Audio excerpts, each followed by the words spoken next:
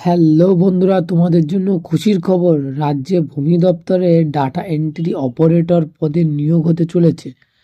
WBDEO job recruitment 2024।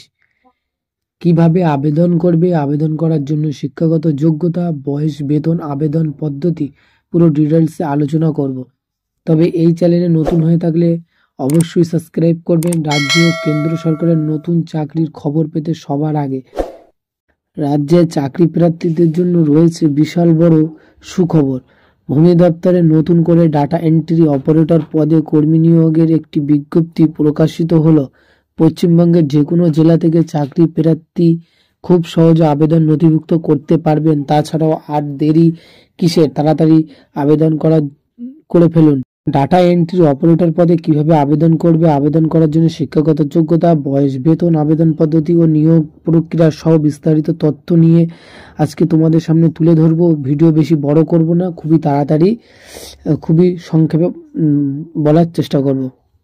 তো পদের নাম নিশ্চয়ই তোমরা বুঝতে পেরেছো। ভূমি দপ্তরের নতুন করে ডাটা এন্ট্রি অপারেটর পদে নিয়োগ করা হবে। আবেদন করার পূর্বে ভালো করে ভিডিওটি দেখে আবেদন করবেন।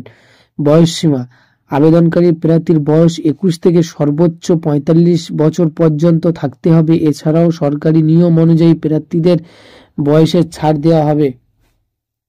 বেতন সীমা কত?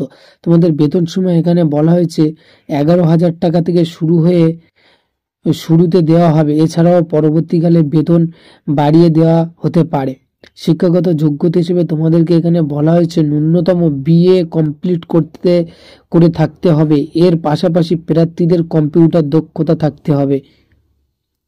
নিয়োগ প্রক্রিয়া: চাকরি প্রার্থীদের নিয়োগ করার হবে লিখিত পরীক্ষার মাধ্যমে। প্রথমে 70 নম্বরের লিখিত পরীক্ষা হবে। এরপর প্র্যাকটিক্যাল টেস্ট 20 নম্বরের থাকবে সর্বোচ্চ। এই দুটি পরীক্ষায় উত্তীর্ণ হলে 10 নম্বরের প্রার্থীদের ইন্টারভিউ নেওয়া হবে, মানে 10 নম্বরের ইন্টারভিউ নেওয়া হবে। আবেদন পদ্ধতি কিভাবে? চাকরি প্রার্থীদের আবেদন করতে হলে সম্পূর্ণ অনলাইনে। এই প্রতিবেদন সবার শেষে অথবা অনলাইনে তোমরা আবেদন করতে পারবে, অফলাইনে না, অনলাইনে।